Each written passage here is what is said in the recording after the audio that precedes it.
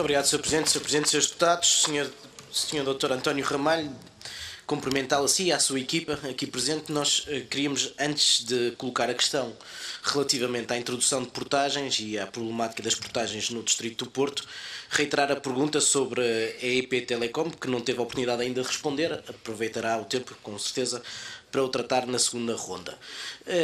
A questão que nós queríamos colocar relativamente à introdução de portagens diz respeito a esta consideração que é para nós óbvia. Do ponto de vista técnico podem-se encontrar as soluções que se entenderem e as respostas que quiserem. Mas do ponto de vista político, a introdução de portagens na A3 e na A4 no nó de Águas Santas e de Irmesinde é um completo disparate.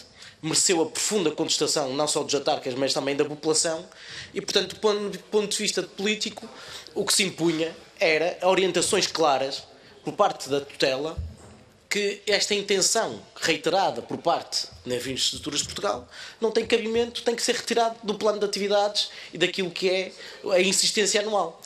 Porque se é um disparate do ponto de vista das populações e só quem não conhece a região é que pode permitir que politicamente se defenda uma coisa destas, porque trata-se de portagens inserida na malha urbana, já muito perto da cidade do Porto, em que a introdução de portagens era completamente, além de caótico, do ponto de vista do trânsito, completamente injusto naquilo que é a mobilidade das populações, e portanto o que se impunha era que quem está na tutela desse orientações claras para que esta intenção de introdução de portagens caia de uma vez por todas, para que não se volte a este tema tão cedo. Nós, como sabe, o Sr.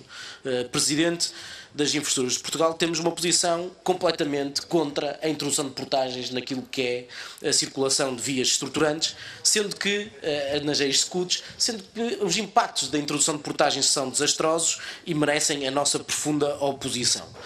Nós entendemos que os portugueses pagam uma carga de impostos já suficientemente elevada e uma das obrigações do Estado, desde sempre, desde que existem Estados, é a criação de infraestruturas rodoviárias de circulação. Não é? E isso, os impostos servem para essa coisa. Sabemos que o CDS propõe que os impostos sirvam para pagar à banca, para pagar os desvarios financeiros, que não devem, os resgates todos, não devem servir para financiar aquilo que é uma infraestrutura fundamental para o tecido económico e para as populações. Ora, nós entendemos que os impostos devem servir para pagar exatamente isso. Aliás, muitas das infraestruturas que foram construídas, das ex-scuds, foram construídas com fundos comunitários, em que não houve investimento do Estado, ou houve um pequeno investimento do Estado, e o resto foi dinheiro de fundos comunitários que foram construídos, e, portanto, a sua entrega a privados é um desastre.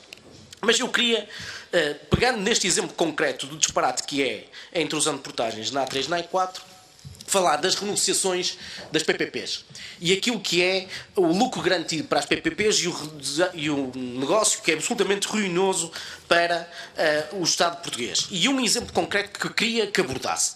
Na renegociação dos contratos das concessões feitas pelo governo PSD, CDS-PP, nas autoestradas do Norte, na A28 e A27 que ligam Porto, Viana, Caminha, foram reduzidas as responsabilidades dos concessionários, as carrinhas de apoio foram reduzidas de 2 para 1, com um despedimento coletivo de 4 trabalhadores, em que as carrinhas de apoio aos utentes têm uma carrinha para, desde o Porto até Viana, com uma dispersão territorial gigantesca, com 4 túneis, em que à noite não há patrulhamento, só há saída à chamada, com consequências gravíssimas na segurança. Foi prevista, na renegociação desse contrato, a redução da iluminação para metade, e foi, naturalmente, prevista para os encargos do Estado as grandes reparações que ficaram para o Estado. E, portanto, este é um negócio multimilionário que eu pedia-lhe um comentário. O Sr. Presidente há pouco falava dos índices de sinistralidade, de segurança